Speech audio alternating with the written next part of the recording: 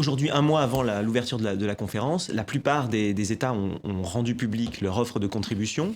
Si on fait la somme de ces offres de contribution, de réduction d'émissions de gaz à effet de serre, sur quelle trajectoire on se situe aujourd'hui? Vers quoi on va? Écoutez, il faut être très prudent. Pourquoi? Parce que comme vous le savez, il y a des engagements inconditionnels des États et il y a des engagements conditionnels. Et il y a des États qui se sont engagés soit à avoir leur pic d'émissions à une certaine date, soit d'autres à réduire leurs émissions par rapport à d'autres dates. D'abord, les critères de référence ne sont pas toujours les mêmes. Et effectivement, il y a des engagements conditionnels de pays qui disent « nous, on ira plus loin si vous nous aidez à acquérir les technologies propres, si vous nous donnez des financements pour nous adapter ». Mais globalement, au moment où on parle, selon les premières lectures, on n'est pas sur la trajectoire des degrés. On est entre 2,5 et 3,5. Et donc, on est largement au-dessus. Alors, encore une fois, rien n'empêchera peut-être d'accélérer le mouvement. Et c'est pour ça, d'ailleurs, que c'est notamment ce que j'ai voulu dire dans ce manifeste.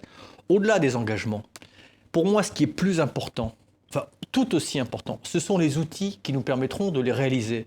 Parce que ça peut aller beaucoup plus vite, ou à l'inverse, ça peut aller très lentement si on continue dans une situation incohérente qui est celle d'aujourd'hui, où notamment on alloue des centaines de milliards de dollars chaque année aux énergies fossiles, alors qu'il faudrait mieux les allouer au développement des technologies propres. Si on continue à ignorer cet outil que réclament tous les économistes, même le monde de la finance maintenant, de mettre enfin un prix au carbone pour que les investisseurs intègrent le risque carbone et que l'économie bascule vers l'économie bas carbone. Donc pour moi, ce sont ces instruments qui sont importants, qui ne feront pas partie de l'accord de Paris.